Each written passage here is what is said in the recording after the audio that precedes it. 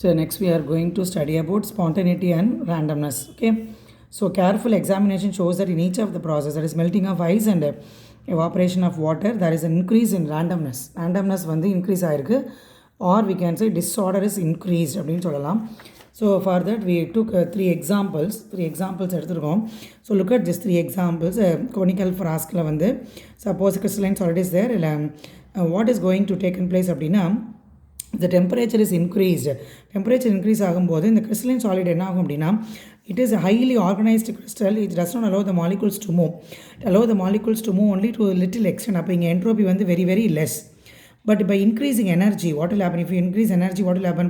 When it goes from solid to liquid phase, automatically the molecule will move higher compared to solid, because the water molecules become disorganized. அங்கங்கே liquid phase இருக்கும்போது molecules தள்ளி இருக்கும் இல்லையா. Still it will be more when it goes to gaseous phase. அப்போ when you go from solid to liquid, entropy increase, and liquid to gas, entropy will be more, greater than 0 இல்லையா. So அப்போ delta S is greater than 0 from solid to liquid and liquid to gas. Reverse வரும்போது again entropy என்ன ஆகும்னா less than 0 போயிடும். So what it shows that the randomness of the water molecules increases. எப்போ increase ஆகுது? As ice melts into water or water evaporates, ரெண்டுமே. So both are spontaneous process. இது வந்து ஸ்பான்டேனியஸாக நடக்கக்கூடியது. So which results in the increased entropy. அப்போ spontaneous ப்ராசஸில் entropy வந்து எப்படி இருக்கும்? It will be more, that will be increased in entropy. Now let us see some definitions for this standard entropy change. அதாவது delta S naught அப்படின்னா என்ன? The absolute entropy of a substance at 298 Kelvin and 1 bar pressure is called standard entropy S naught. Mark பண்ணிக்கோ அந்த definitions எல்லாமே. So the third law of thermodynamics states, according to Nernst, that the absolute entropy of elements is 0 only at 0 Kelvin. Absolute entropy. So ஒரு எலமெண்ட்டோடைய absolute entropy வந்து 0 எப்போ அப்படின்னா 0 கெல்வினில் மட்டும்தான். ஏன்னா அது கீழே வந்துருச்சுன்னா நெகட்டிவ் வேல்யூ வரும், அது வரவே வராது. So in a perfect result and standard entropies of all substances at any temperature above 0 Kelvin always have the positive values. So 0 கெல்வினுக்கு மேலே வரக்கூடிய எல்லாத்துக்குமே வந்து பாசிட்டிவ் வேல்யூஸ் தான் வரும், நெகட்டிவ் வேல்யூ வரவே வராது. Once you know the entropies of different substances we can calculate the standard entropy change for chemical reaction. அதாவது delta S naught R வந்து கண்டுபிடிக்கலாம். அதுக்கு என்ன ஃபார்முலா அப்படின்னா, delta S naught R is equal to summation of S naught products minus summation of S naught reactants. அதுக்கு ஒரு some கொடுத்துருக்காங்க பாரு. Calculate the standard entropy change for the following reactants. இங்கே என்ன கொடுத்துருக்காங்க அப்படின்னா, carbon plus oxygen gives carbon dioxide. அதோடைய standard entropy of carbon dioxide, carbon oxygen values has been given. They are asked you to calculate delta S naught R, அதாவது standard entropy change for the reaction என்னன்னு கண்டுபிடிக்கிறோம். So delta S naught is equal to products minus reactant. இங்கே product என்ன? Carbon dioxide. ஓகே, minus ரியாக்டன்கிறது என்ன? Carbon plus oxygen. அப்போ we have to add both this values. இந்த ரெண்டு வேல்யூஸை ஃபஸ்ட் நீ ஆட் பண்ணிக்கோ. 5.74 + 205. Then you have to subtract this value from 213.6. Then you will be getting the final answer. This is standard entropy change for the chemical reaction, அதாவது delta S naught R. அடுத்தது standard entropy of formation அப்படின்னா என்ன? The entropy of formation of 1 mole of a compound from the elements under standard condition. So it is denoted as delta S naught F. Delta S அப்படின்றது entropy, standard அப்படிங்கும்போது மேலே ஒரு super ஸ்கிரிப்டில் 0 வருது. F அப்படின்றது denotes the formation. ஓகேவா? Next entropy change accompanying change of phase. அப்போ so if there is a change of phase, சாலிட்லேருந்து லிக்விட்லேருந்து கேஸும் போது என்ட்ரோபியில் என்ன ஆகுது அப்படின்னா சேஞ்சஸ் வருது. So if the solid will moves to liquid means entropy automatically increase. லிக்விட்லேருந்து கேஸ் போகும்போது still the entropy will increase. அதுக்கு நம்ம பார்க்க போகிறோம். So when there is a change of state, there is a change of state from solid to liquid melting, liquid to vapor evaporation or solid to vapor sublimation, there is a change in entropy. இந்த change நம்ம எப்படி சொல்கிறோம் அப்படின்னா, this change has taken place only at constant temperature. Reversibly at 2 phases are in equilibrium during the change. ரெண்டு face எப்படி இருக்கணும் அப்படின்னா ஈக்குவலிபிரியத்தில் இருக்கணும். அப்போ தான் ரிவர்சிபிள் ப்ராசஸ்னு படிச்சுக்கோ. ரிவர்சிபிள் ப்ராசஸ்னால் எப்போ? the two things must be equilibrium with each other and only reversible process will takes place. ஓகேவா? அப்போ delta S is equal to change in entropy is equal to Q reversible by T. இதை நமக்கு தெரியும். அது எப்படி எழுதலாம்? Delta H reversible by T. Delta ஹெச்ங்கிறது என்ன? என்தால்வி. ஹீட் அப்படின்றது என்னது? என்தால்வி தான் நம்ம படிச்சிருக்கோம். அப்போ delta S is equal to one more formula we can write delta H reversible by T. This we are going to apply இந்த கிப்ஸ் ஃப்ரீ எனர்ஜியில் யூஸ் பண்ண போகிறோம். ஞாபகம் வச்சுக்கோ. Just remember this. Delta S is equal to delta H reversible by T. அதாவது temperature based on the temperature பொறுத்தவரைக்கும் there is change in the what heat energy, or we can say enthalpy ன்றது heat energy. Next, entropy of fusion. The heat absorbed when 1 mole of a solid melt at its melting point reversibly is called molar heat of fusion. Solidல இருந்து liquid போகுது, that is melt ஆகுது, அது வந்து molar heat of fusion. It is given by the formula delta S reversible is equal to dq by t. அப்போ delta S fusion is equal to delta H fusion by T F. delta H fusion is molar heat of fusion, TF is melting point. Based on the temperature of melting point, delta H fusion is delta S fusion, that is entropy of fusion. Solid melts at its melting point. 1 mole of a solid, அதாவது 1 mole of a solid வந்து melt ஆகிறதுக்கு எவ்வளோ temperature தேவையோ, எவ்வளோ heat absorb பண்ணுதோ அதுதான் entropy of fusion. Entropy of வேப்பரைசேஷன்னா என்ன? The heat absorbed when 1 mole of liquid is boiled at its boiling point. அது மோலார் ஹீட் ஆஃப் வேப்பரைசேஷன். எப்படி வரும்? Delta S V is equal to delta H V by TB. டிபினா என்ன? Boiling point. Boiling பாயிண்ட்டை பொறுத்து delta H, அதாவது என்தால்ஃபியில் என்ன change வருதோ அதுதான் என்ட்ரோபி ஆஃப் வேப்பரைசேஷன். அடுத்தது என்ட்ரோபி ஆஃப் ட்ரான்சிஷன். ட்ரான்சிஷன்னா என்ன? ஒன் ஃபார்ம்லேருந்து அல்லோட்ரோபிக் ஃபார்ம்லேருந்து அனதர் ஃபார்முக்கு மாறுறது. The heat change when 1 mole of a solid changes reversibly from one allotropic form to another at its transition temperature is called enthalpy of transition. இப்போ எப்படி வரும்? delta ST is equal to delta HT by TI, அதாவது dt அப்படின்றது transition temperature, capital T temperature, small t ன்றது transition temperature.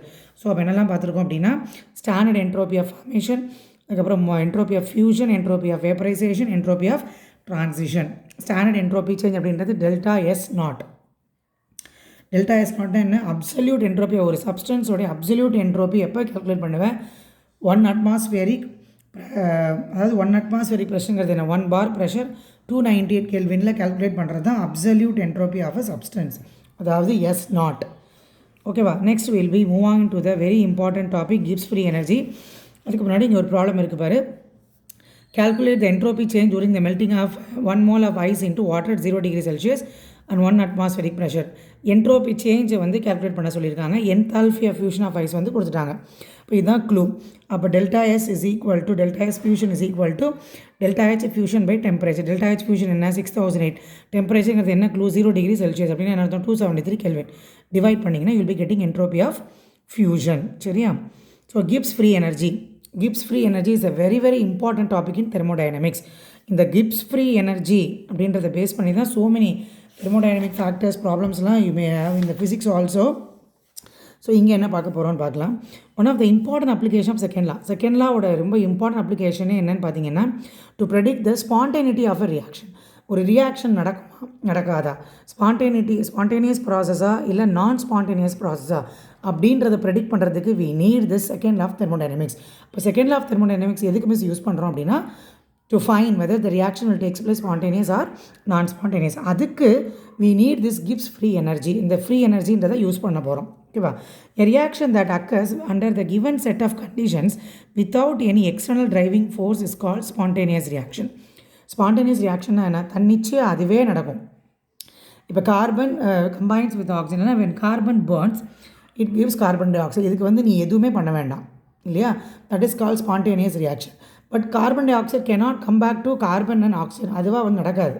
So நீ வந்து ஹீட்டை supply பண்ணணும், அப்போ தான் அது நடக்கும். அது வந்து நான் spontaneous. Otherwise, it is said to be non-spontaneous. In our day-to-day life, we observe so many examples. என்னெல்லாம் எக்ஸாம்பிள்ஸ் சொல்லலாம்? நிறைய சொல்லலாம். So what are all the things given in your textbook பார்த்தீங்கன்னா, a waterfall runs downfall. It won't be happen uphill. அப்போ அது வந்து never spontaneously. A lump of sugar dissolves spontaneously in a cup of coffee but never reappears. Sugar போட்டோன்னா அது complete dissolve ஆகிடும், திரும்ப அது reappear ஆகாது. அதே மாதிரி a heat flows from hotter object to a colder one. Heat வந்து already நான் சொல்லியிருக்கேன். Heat can transfer from hot body to cold body but never flows from cold body to hot body. ஸ்பான்டேனியஸாக அது நடக்காது.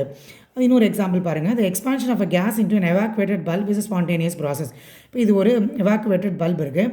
இந்த molecules are very close. இது ஒரு இதுன்னு வச்சுக்கலாம். For example if you take send பாட்டில் எடுத்திங்கன்னா கேஸ் மாலிகுல்ஸ் வந்து எப்படி இருக்கும் அப்படின்னா டைட்டாக. இஃப் யூ ஓப்பன் அதை ப்ரெஸ் பண்ணிங்கன்னா என்ன ஆகும்? இந்த மாலிகுல்ஸ் வில் பி ஈஸியாக மூவ் ஆகி அந்த ரூம் ஃபுல்லாக ஸ்ப்ரெட் ஆகும். அப்படின்னு அர்த்தம். இந்த molecule try to occupy the entire space. அப்போ என்ட்ரோபி என்ன ஆகும்? Entropy will be more. Entropy is greater than the 0. But the reverse process, that is gathering of all the molecules into one bulb, திரும்ப எல்லா மாலிக்கும் ஒரே பல்புக்குள்ளே வருதுன்றது வந்து it is not at all possible and it is non-spontaneous. These examples என்ன சொல்லுது அப்படின்னா shows that the process that occurs spontaneously in one direction, ஒரு டைரக்ஷனில் ஸ்பான்டேனியஸாக நடக்கிற ரியாக்ஷன் வந்து cannot takes place in opposite direction spontaneously. அப்போ ஒரு ரியாக்ஷன் வந்து ஒரு டைரக்ஷனில் மட்டும்தான் ஸ்பான்டேனியஸாக நடக்கும். அப்போ large number of exothermic reaction எல்லாமே என்னது ஸ்பான்டேனியஸாக தான் நான் சொன்னேன். இப்போ கார்பன் டை ஆக்சைடு பர்ன் பண்ணுறது, மீத்தேன் பர்ன் பண்ணுறது, இது எல்லாமே வந்து ஸ்பான்டேனியஸ் தான். ஓகேவா? Minus value shows that the reaction is exothermic. அதே மாதிரி ஆசிட் பேஸ் நியூட்ரலைசேஷன் அதோட வேல்யூ பார்த்திங்கன்னா மைனஸில் தான் நம்ம படிச்சிருக்கோம். டெல்டா ஹெச் வந்து மைனஸ். அப்போ நம்ம என்ன கன்க்ளூஷனுக்கு வரலாம்? எக்ஸோதெர்மிக் ரியாக்ஷன்ஸ் எல்லாமே spontaneous. But sometimes endothermic reaction spontaneously வரலாம் அப்படிங்கிறதுக்கு ஒரு எக்ஸாம்பிள் இருக்குது. For example this ammonium nitrate. when ammonium nitrate is heated, what it will happen அப்படின்னா it gives ammonium ion plus nitrate ion. இதோடைய டெல்டா ஹெச் பார்த்தீங்கன்னா plus 25 kilojoules per mole. அப்படின்னா என்ன அர்த்தம்? இது reaction is endothermic. But from the above example we can come to the conclusion that exothermicity favors the spontaneity but does not guarantee. Exothermic reaction வந்து ஸ்பான்டேனியஸாக favour பண்ணது, அது guarantee கிடையாது. So we cannot decide whether the chemical reaction will occur spontaneously solely, அதாவது purely on the basis of energy changes in the system. We know from the second of thermodynamics, in a spontaneous process, ஒரு spontaneous processல entropy என்ன ஆகும்? Entropy எப்பயுமே increase ஆகும். But not all the processes which are accompanied by the increase in entropy are spontaneous. entropy increase ஆனாலே அது spontaneous நம்ம சொல்லணும்னு அவசியம் கிடையாது. But second law of thermodynamics படி sorry, if entropy is increased there will be spontaneous. ஓகேவா? So in order to predict the spontaneity of a reaction, அப்போ ஒரு ரியாக்ஷன் ஸ்பான்டேனியஸாக நான் ஸ்பான்டேனியஸாக ப்ரெடிக்ட் பண்ணுறதுக்கு still we need some amount of thermodynamic function. அது நமக்கு வேணும். அதுதான் நம்ம படிக்க போகிற கிப்ஸ் ஃப்ரீ எனர்ஜி.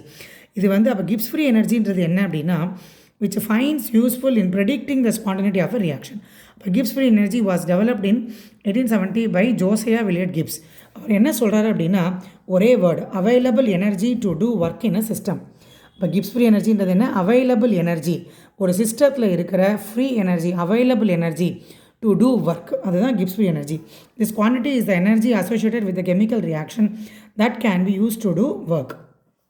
அப்போ கிப்ஸ் ஃப்ரீ எனர்ஜி நான் மேத்தமெட்டிக்கில் எப்படி எக்ஸ்பிளைன் பண்ணலாம் அப்படின்னா G is equal to H minus TS. அதாவது கிப்ஸ் ஃப்ரீ எனர்ஜின்றது என்ன அப்படின்னா it's extensive property, it is single valued state function. So H minus TS அதாவது enthalpy and also it is combined with entropy. என்தால்ஃபியும் பார்க்கணும், என்ட்ரோபியும் பார்க்கணும். சேஞ்ச் இன் டெம்பரேச்சர் வந்து எப்படி இருக்கலாம் அப்படின்னா கான்ஸ்டண்ட்டாக இருக்கலாம். எது சேஞ்ச் ஆகும்? என்தால்ஃபி, ஹீட் எனர்ஜி சேஞ்ச் ஆகும், என்ட்ரோபியும் சேஞ்ச் ஆகும். So that is Gibbs free energy. அதாவது G is equal to H minus TS. First I will explain in your textbook, then I will show my derivation. Okay va? So let us consider a system which undergoes a change of state from state 1 to state 2 at constant temperature. அப்போ ஆட்டோமேட்டிக்காக என்ன எழுதுவேன்?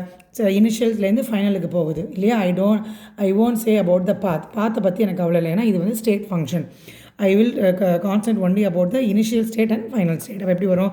G2 minus G1, initial state final state minus initial state, which is equal to H2 minus H1 minus T into S2 minus S1. எப்படி எழுதலாம்? delta G is equal to delta H minus T delta S. Underline this equation, is a very very very important equation. Gibbs free energy equation என்ன? delta G is equal to delta H minus T delta S. ஓகேவா? இப்போ for example, let me explain. Let us consider a system undergoes a change of state from 1 to 2 at constant temperature. We know that நமக்கு என்ன தெரியும் அப்படின்னா delta S total is equal to, இப்போ delta S அதாவது ஒரு யூனிவர்ஸோட entropy எப்படி அப்படின்னா system plus surrounding இல்லையா? இப்போ ரிவர்சிபிள் ப்ராசஸ் நம்ம என்னென்னு படிச்சிருக்கோம்? என்ட்ரோபி வந்து ஜீரோன்னு படிச்சிருக்கோம். அப்போது என்ட்ரோபி ஜீரோனா என்ன அர்த்தம்? Delta S system is equal to minus delta S surrounding already நான் சொல்லியிருக்கேன். அப்போ delta S surrounding is equal to minus delta S system, ரெண்டுமே எப்படி இருக்குது? வைசி வர்சாவாக இருக்குது. Suppose similarly for a thermal equilibrium process, இப்போ இது ரெண்டுமே தெர்மலி ஈக்குவலிபிரியமாக இருக்குதுன்னு வச்சுக்கோங்க. எது அதாவது அந்த மாதிரி தெர்மல் ஈக்குவலிபிரியமாக இருக்கும்போது டெல்டா ஜி அதாவது ஃப்ரீ எனர்ஜி வந்து அங்கே ஜீரோவாக போயிடும் ஸ்பான்டேனியஸ் ப்ராசஸில். சரியா? இப்போ என்ன ஆகுது அப்படின்னா இந்த டெல்டா எஸ்ஸை நான் எப்படி எழுதலாம்? டெல்டா எஸ் என்ட்ரோபி நான் எப்படி எழுதலாம்? Which is equal to delta H system is equal to minus delta H surrounding எழுதலாமா? ஆல்ரெடி நான் சொல்லியிருக்கேன். ஒரு ஈக்குவேஷனில் ப்ரீவியஸ் வீடியோவில் நான் சொன்னேன் entropy is equal to Q by T நம்ம படிச்சிருக்கோம். delta S is equal to Q by T ன்னு சொன்னேன், which is equal to delta H reversible by T. already I told you this, right? அப்போ entropy என்ன equate பண்ணலாம், என்தால்பின்னு equate பண்ணலாம் இல்லையா. அப்போது delta H system is equal to minus delta H surrounding, or delta H surrounding is equal to minus delta H system. Both is possible. எப்போ for a spontaneous processக்கு entropy எப்படி இருக்கணும், greater than 0 இருக்கணும். அப்போ அங்கே வந்து ஃப்ரீ எனர்ஜிக்கே வேலையே கிடையாது, புரியுதா. அப்போ நான் என்ன பண்ணுறேன், இதை வந்து இங்கே கொண்டு வரேன். I am going to substitute here, இங்கே சப்ஸ்டியூட் பண்ண போகிறேன். Delta S system plus delta S surrounding greater than 0. இப்போ delta S system plus delta S surrounding நான் என்ன கொண்டு வரலாம், டெல்டா Q சரௌண்டிங் பை Tன்னு கொண்டு வரலாம். அதான் நான் இப்போ இங்கே சொன்னேன், delta S is equal to Q by T. So I am going to apply here. Delta Q சரௌண்டிங்கிறது என்ன, டெல்டா H சிஸ்டம் பை Tன்னு கொண்டு வரலாமா. இதை நான் கொண்டு வரேன். ஆர் ஏபிள் டு அண்டர்ஸ்டாண்ட்மா. ஃபஸ்ட்டு டெல்டா எஸ்ஸை வந்து dQ by dt நம்ம படிச்சோம் already. We studied that entropy is equal to change of heat based on the temperature. So change of heat by temperature என்னென்னு எழுதலாம், which is equal to minus enthalpy change in the system by temperature. ரெண்டுமே வந்து vice versa. எப்போது both are in thermally ரெண்டுமே சேமாக இருக்கும்போது இது possible. Delta சிஸ்டம்க்கு என்ன ஹீட் இருக்கோ அதே எனர்ஜி தான் வந்து சரௌண்டிங்க்கு வரும். சரௌண்டிங்க்கு என்ன ஹீட் அப்சர்வ் இருக்கோ அதுதான் சிஸ்டம்க்கு போகும், வெளியில் போகாது. ஏன், ரெண்டுமே எப்படி இருக்குது, thermal equilibrium. Underline the word thermal ஈக்குவலிபிரியம்னா ஹீட் வந்து ஒரே மாதிரியாக இருக்குது. அப்போ delta S system minus delta S system by T greater than 0. அப்போ இதை கிராஸ் மல்டிப்ளை பண்ணேன். T delta S system minus delta S system greater than 0. அப்போ இந்த மைனஸை வெளியிடு. I want the equation in this form. அப்போ நான் என்ன பண்ணுறேன், மைனஸை வெளியெடுக்கும்போது delta H system minus T delta S system greater than 0. அப்போது this whole term நம்ம என்னென்னு படிச்சிருக்கோம், delta G. ஓகேவா, அந்த டைம் கொண்டு வந்துட்டோமா. அப்போ minus of delta G is greater than 0 அப்படின்னு என்ன அர்த்தம், delta G is less than 0. அதெல்லாம் இந்த word delta G is less than 0 எதுக்கு, ஃபார் ஸ்பான்டேனியஸ் ப்ராசஸ். அப்போ ஸ்பான்டேனியஸ் ப்ராசஸ்க்கு வந்து கிப்ஸ் ஃப்ரீ எனர்ஜி எப்படி இருக்கணும், 0 விட கம்மியாக இருக்கணும். If the Gibbs free energy value is less than 0, spontaneous process will be taken place. ஓகேவா. அப்போ that is delta H minus T delta S is less than 0. Are you able to understand this one? Okay. So what is given here அப்படின்னா, so look at the term. Delta H system is the enthalpy change of a reaction. T delta S ங்கிறது energy which is not available to do useful work. அப்போ delta G ன்றது net energy available to do useful work. அப்போ delta G அப்படின்றது தான் ஒரு net energy, இந்த ஒர்க்கை செய்கிறதுக்கான அவைலபிள் எனர்ஜி அதுதான். ஸோ அதுதான் ஃப்ரீ எனர்ஜின்னு சொல்கிறோம். ஸோ ஃபார் நான் ஸ்பான்டேனியஸ் ப்ராசஸ்க்கு பார்த்தீங்கன்னா டெல்டா ஜி எப்படி இருக்கணும், அப்போது கிரேட்டர் தேன் 0 இருக்கணும். அப்போ ஸ்பான்டேனியஸ் ப்ராசஸ்க்கு என்ன படித்தோம், டெல்டா ஜி வேல்யூ வந்து லெஸ் தேன் 0 இருக்கணும். ஓகேவா. Next relationship between Gibbs free energy and the net work done by the system. So ஏதாவது ஒரு சிஸ்டம் எடுத்துக்கோ. ஃபார் ஐடியல் கேஸுக்கு என்னென்னு படிச்சிருக்க, கான்ஸ்டன்ட் ப்ரெஷர் அண்ட் டெம்பரேச்சர். அப்போ delta G is equal to delta H minus T delta S. Constant ப்ரெஷரை mean பண்ணுறேன், temperature எடுக்கிறேன். நமக்கு என்ன தெரியும் அப்படின்னா, enthalpy is equal to internal energy plus pressure delta volume படிச்சிருக்கோம் ப்ரீவியஸ் ஃபஸ்ட்டு கிளாஸ்லாம். அப்போ அதை இங்கே சப்ஸ்டியூட் பண்ணேன். அப்போ delta G is equal to delta U plus P delta V minus T delta S from the first law of thermodynamics. First law of thermodynamics என்ன படிச்சிருக்க, internal எனர்ஜின்றது வந்து ஹீட் மைனஸ் ஒர்க் டன். அதுதான் internal energy. நம்ம என்ன heat கொடுக்குறோமோ அதுதான் வந்து ஒர்க்காக மாறுது. அதுதான் இன்டர்னல் எனர்ஜி நம்ம சொல்லியிருக்கோம். செகண்ட் ஆஃப் தெர்மோடைனமிக்ஸ் என்ன, entropy is equal to Q by T. அப்போ ரெண்டுமே யூஸ் பண்ணு. அப்போ delta G is equal to delta யூனா என்ன, Q minus W plus P delta V minus T. Delta எஸ்க்கு பதில் என்னன்னு தெரியும், Q by T. Substitute all this things. இப்போ உனக்கு என்ன வருது, Qவும் கேன்சல் ஆகிடும், Tயும் கேன்சல் ஆகிடும். அப்போ ரிமைனிங் என்ன இருக்குது, delta G is equal to minus W plus P delta V. So அப்போ மைனஸ் இந்த கொண்டு வா. இப்போ minus delta G is equal, மைனஸால் மல்டிப்ளை பண்ணு, minus delta G is equal to W minus P delta V. Here minus P delta V represents a work done due to expansion against the constant external pressure. Minus P delta Vன்றது என்ன ஆகுது, there is a change in volume. வால்யூமில் மட்டும்தான் change ஆகுது. ஏன்னா it is doing against the external pressure. இப்போ எக்ஸ்பேன்ஷனால் நமக்கு நடக்குது. therefore it is clear that decrease in free energy. So free energy குறைய தான் accompany a process taking place at constant temperature and pressure is equal to the maximum work obtainable from the system other than the work of expansion. அப்போ delta G வந்து reduce ஆகணும், மைனஸில் இருந்தால் தான் expansion of work போது the process will be taken place. ஓகேவா. அப்போ minus delta G இருக்கணும், அதாவது டெல்டா ஜி வந்து லெஸ் தேன் 0 இருக்கணும். எல்லாமே எதுக்கு சொல்கிறோம் அப்படின்னா இந்த ஸ்பான்டேனியஸ் ப்ராசஸ்க்கு தான் பேசுகிறோம். சரியா. அப்போ இதை ஞாபகம் வச்சுக்கோ. அப்போ what are all the criteria, very very important concept. அப்போது ஒரு ஸ்பான்டேனிட்டி நடக்கிறதுக்கு என்ன க்ரைட்டீரியா அப்படின்னா 3 பாயிண்ட் தான். கவனிடா, என்தால்பி வந்து நெகட்டிவாக இருக்கணும், என்தால்ஃபி டெல்டா ஹெச் நெகட்டிவாக இருந்தால் ப்ராசஸ் வந்து ஸ்பான்டேனியஸ். நீ சிம்பிள் வேர்ட்ஸில் கூட எழுதிக்கோ. என்ட்ரோபி வந்து பாசிட்டிவாக இருந்தால் ப்ராசஸ் வந்து ஸ்பான்டேனியஸ். அதாவது டெல்டா எஸ் பாசிட்டிவாக இருந்தால் ரியாக்ஷன் வந்து பாசிட்டிவ் ஸ்பான்டேனியஸ். அதே மாதிரி கிப்ஸ் ஃப்ரீ எனர்ஜி வந்து டிக்ரீஸாக இருந்தால், if there is a decrease negative of a reaction, Gibbs free energy வந்து மைனஸில் இருந்தால், அதாவது லெஸ் தென் 0 இருந்தால் ரியாக்ஷன் வந்து என்னாகும், ஸ்பான்டேனியஸாக நடக்கும். What is the 3 points? 3 points என்னென்ன? என்தால்ஃபி வந்து நெகட்டிவாக இருக்கும், அதாவது டெல்டா ஹெச் வந்து லெஸ் தென் 0 இருக்கணும், டெல்டா என்ட்ரோபி வந்து கிரேட்டர் தென் 0 இருக்கணும், கிப்ஸ் ஃப்ரீ எனர்ஜி வந்து less than 0 இருக்கணும். If this 3 criteria, this 3 condition is these are all the 3 conditions for the spontaneous process to be occur. Are you able to understand, ma? Right. So அதுக்கு தான் இந்த ஒரு box கொடுத்துருக்காங்க. இந்த பாக்ஸை நல்லாவே ரீட் பண்ணுங்க. So copy this box in the class work. This will be very useful for you, right? Okay.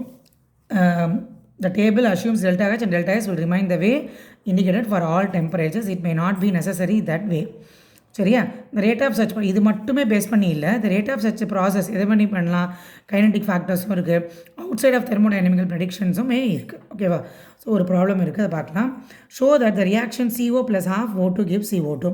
இங்கே என்ன நம்ம பார்க்க போகிறோம் அப்படின்னா, the standard Gibbs free energy of formation வந்து இது. So we are going to calculate the delta G naught calculate பண்ண போகிறோம். இப்போ டெல்டா G நாட் calculate பண்ணுறதுக்கு என்ன ஃபார்மேஷன், அங்கே ஒன்று பார்த்தோம் தெரியுமா, டெல்டா S நாட், அதே தான். இப்போ delta G nought standard Gibbs free energy is equal to summation of G nought products minus summation of G nought reactants. அப்போ what is the value for carbon dioxide, அதை போட்டுக்கோ. Product ரியாக்டங்கும் போது என்ன பண்ணணும், first of all you have to sum this two, then you have to subtract from the product. எப்போயுமே elemental கேஸஸ்க்கு வந்து வேல்யூ 0, அதனால தான் இங்கே 0 இருக்குது. அப்போ apply the value -137 minus into minus ப்ளஸ்ன்னு வந்துடும். ஸோ இதுலேருந்து சப்ட்ராக்ட் பண்ணும்போது யூல் பி கெட்டிங் திஸ். அப்போ delta G of reaction at a given temperature is negative. இங்கே பாரு, இப்போ டெல்டா ஜீனோட என்னென்னு வருது, மைனஸ்னு வந்திருக்கு. அப்போ what it shows, since delta G of reaction at a given temperature is negative, reaction என்னது உனக்கு, ஸ்பான்டேனியஸ். அப்போ டெல்டா G நெகட்டிவாக இருந்தால் ரியாக்ஷன் வந்து ஸ்பான்டேனியஸ். சப்போஸ் இங்கே பாசிட்டிவ் வேல்யூ கிடச்சதுன்னா அது நாட் ஸ்பான்டேனியஸ். புரியுதா? Then we'll move on to the last topic of the lesson, relationship between standard free energy change delta G naught and equilibrium constant KQ. இது வந்து ப்ராப்ளம்க்கு use ஆகும், அதனால் இந்த topic பாருங்கள், அவ்வளோதான். In a reversible process, the system is in perfect equilibrium with its surroundings at all time. ஆமாம், இது நம்ம படிச்சிருக்கோம். A reversible chemical reaction can proceed in either direction simultaneously, so that a dynamic equilibrium is set up. So dynamic equilibrium reversible chemical reaction எப்போ நடக்கும் அப்படின்னா, both should be இந்த equilibrium condition. அதாவது forward ப்ராசஸும் பேக்வர்ட் ப்ராசஸும் ஈக்குவலிபிரியமில் இருந்தால் தான் அதை ரிவர்சிபிள் கெமிக்கல் ரியாக்ஷன்னே சொல்லுவோம். சரியா? This means that the reactions in both direction should proceed with the decrease in free energy. அப்போ இது நடக்குமா, விச் இஸ் ஹைலி இம்பாசிபிள். அப்போ it is possible only if at equilibrium are the free energy of a system is minimum. அப்போ let's consider a general equation A plus B gives C plus D. The free energy change of the above reactions in any state delta G is related to the standard free energy change of the reaction delta G naught. இப்போ mathematical அது எப்படி சொல்லலாம் அப்படின்னா, delta G is equal to delta G naught plus RT gas constant ln Q. So Q அப்படின்றது reaction quotient and is defined as a ratio of concentration of the products to the concentration of the reactants under non-equilibrium condition. ஈக்குவலிபிரியமாக இல்லாத போது அந்த ரியாக்ஷனே நடக்கும்னு சொல்லிட்டாங்க. அப்போ அதுக்கு தான் இந்த கியூன்ற கோஷனை நம்ம இன்க்ளூட் பண்ணுறோம். இது வந்து ரியாக்ஷன் கோஷன், அதாவது ரேஷியோ கான்சன்ட்ரேஷன் ஆஃப் ப்ராடக்ட் இப்போ ரியாக்டன் பண்ணால் நமக்கு ஒரு ஆன்சர் கிடைக்கும்ல, அதுதான் கியூ. சரியா? இப்போ when equilibrium is attained, equilibrium attain பண்ணும்போது there is no further free energy change, that is delta G வந்து 0வாக போயிடும். டெல்டா G 0னா இப்போ என்ன அர்த்தம், அப்போ delta G naught is equal to -RT ln Qன்னு வந்துருமா? Yes. So delta G naught is equal to -RT ln KQன்னு வந்துடும். KQங்கிறது என்ன அப்படின்னா ஈக்குவலிபிரியம் கான்ஸ்டன்ட். இப்போ delta G naught is equal to, இது வந்து formula already we use this, -2.303 RT log KQன்னு மாற்றுறேன். லானை வந்து நான் லாகாக மாற்றும் போது I can include the constant value 2.303 RT. இப்போ டெல்டா G நாட்ங்கிறது என்னென்னு ஃபார்முலா படிச்சிருக்கேன், delta G naught is equal to delta H naught minus T delta S which is equal to -RT ln KQ. அப்போ இது ரெண்டையுமே நம்ம ஈக்குவேட் பண்ணலாம். ஓகேவா?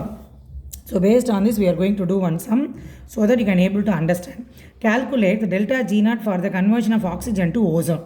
ஆக்சிஜன்லேருந்து ஓசோனாக மாறதுக்கு உண்டான standard Gibbs free energy value என்னன்னு கேட்குறாங்க. Delta G naught is given. அங்கே என்னெல்லாம் கொடுத்துருக்காங்க, உனக்கு கேஸ் கான்ஸ்டன்ட் தெரியும், கேபி ஈக்குலிபிரியம் கான்ஸ்டன்ட் கொடுத்துட்டாங்க, டெம்பரேச்சர் கொடுத்துட்டாங்க. வாட் இஸ் த ஃபார்முலா பாரு. Delta G naught is equal to, what is the formula? Minus RT ln KQ. Okay, va? Ln KQ or log KQ. அப்போ substitute பண்ணு. Delta G naught is equal to minus 2.303. Gas constant value என்னது 8.314 into temperature என்ன 298 into log of KQ. KQ ஓட value என்ன 2.47 into 10 to the power minus 29. இப்போ நம்ம log எப்படி பார்க்கணும் அப்படின்னா 10th standardல we have studied log mn log AB is equal to log A plus log B miss சொல்லி கொடுத்துருக்கேன் இல்லையா, அதை இங்கே அப்ளை பண்ணு. இப்போ log 2.47 10 power minus 29 அப்படின்னு வரும்போது log of log A plus log B log A plus log B வரும். அப்போ log Aக்கு வேல்யூ எப்படி பார்ப்பேன் 2.47 லாகரிதம் வேல்யூ பார்த்தோம் அப்படின்னா 0.3927 வரும். லாக் புக் எடுத்து போய் பாரு. 2 இங்கே வந்து 2 டிஜிட் இருக்கிறதுனால அதை வந்து சிங்கிள் டிஜிட் இருக்கிறதுனால அதோட ப்ரீவியஸ் வேல்யூ என்ன 1. அப்போ 1 - 1 இங்கே 0ன்னு வரும். அப்போது log of 0.47க்கு பார்த்தீங்கன்னா 0.3927 வரும். செக் பண்ணிக்கோ லாகரிதமில். மைனஸ் இது எப்படி இருக்குது அப்படின்னா log of a power b which is equal to b log a. அப்போ log of a power b is equal to b log a minus 29 log 10 இல்லையா. இப்போ 0.3927 minus 29 into log 10ஓட வேல்யூ பார்த்தீங்கன்னா 1.000 வரும். ஸோ 29 into 1 times பண்ணோன்னா 29 தான். அப்போ இதுலேருந்து subtract பண்ணும்போது will be getting minus 28.6073. So we have calculated log value calculate பண்ணியிருக்கோம். இதை இங்கே மல்டிப்ளை பண்ணிக்கோ. அப்போது minus 2.303 into 8.314 into 298 into minus 28.6073. இது எல்லாத்தையும் சிம்பிளிஃபை பண்ணேன்னா you will be getting the values 163229 joule per mole. This is standard free energy. So very important sumடா, இதை வந்து நீ பார்த்துக்கோ சரியா. Next last third law of thermodynamics. Third law of thermodynamics என்ன சொல்லுதுன்னு பார்த்தீங்கன்னா the entropy of a substance varies directly with the temperature இல்லையா. So lower the temperature lower is the entropy. Underline பண்ணு, lower the temperature lower is the entropy. For example, water above 100 degrees Celsius at 1 atmosphere exists a gas and has higher entropy. ஆமாம், the water molecules are free to roam about in the entire container. When the system is cooled, system cool ஆகும்போது என்ன ஆகுதுன்னா the water vapor condenses to form a liquid. Water molecules in the liquid phases still can move about somewhat freely. அப்போ entropy என்ன ஆகும், degrees ஆகும். On cooling, ஃபர்தராக cool பண்ணும்போது என்ன ஆகும், water freezes to form the crystal. அப்போ the movement of molecules வந்து become very very less. அப்போ entropy of a system என்ன ஆகிடுது, very very low. அப்போது entropy of a substance வந்து varies directly with the temperature. டெம்பரேச்சரை நீ வந்து டிக்ரீஸ் பண்ண lower the temperature more will be the entropy. இதை ஞாபகம் வச்சுக்கோ. So if we cool the solid crystal still further, vibration of the molecules held in the crystal lattice gets slower and they have very little freedom of movement, very little disorder and hence very small entropy. அதை தான் சொல்கிறாங்க at absolute zero. அப்போ 0 கெல்வினில் 0 degree Celsius கீழே நீ வந்து heat பண்ணும்போது, அதாவது டெம்பரேச்சரை குறைக்கும் போது என்ன ஆகுது அப்படின்னா all mode of motion stop, எல்லாமே ஸ்டாப் ஆகிடுது. அப்போது absolute zero is a temperature that an object can get arbitrarily close to absolute zero but will remain unattainable. Thus, third law of thermodynamics states that the entropy of a pure crystalline substance at absolute zero is zero. Otherwise, it can be stated as it is impossible to lower the temperature of an object to absolute zero in a finite number of steps. Mathematically, இது எப்படி சொல்லலாம் அப்படின்னா S is equal to 0 for a perfectly ordered crystalline state. ஒரு பக்காவாக கிறிஸ்டலைனாக இருக்கிற ஸ்டேட்டுக்கு வந்து entropy வந்து எப்படி இருக்கும், ஜீரோவாக தான் இருக்கும். பிகாஸ் டெம்பரேச்சர் லிமிட் வந்து 0, அது கீழே நம்மளால் என்ன பண்ண முடியாது, குறைக்கவே முடியாது. இப்போ கிறிஸ்டல்ஸ் வித் டிஃபெக்ட்ஸ், அப்போ இம்பர்ஃபெக்ஷனாக இருக்கும்போது அட் அப்சல்யூட் ஜீரோ வந்து have entropy greater than zero. அப்போ அப்சல்யூட் என்ட்ரோபி ஆஃப் சப்ஸ்டன்ஸ் வந்து can never be negative. Absolute என்ட்ரோப்பியாக இருக்கும்போது அதோடைய சப்ஸ்டன்ஸோடைய என்ட்ரோபி எப்பயுமே எங்கே போகாது, நெகட்டிவாக போகாது, ஜீரோவில் தான் இருக்கும். Able to understand? Thank you children.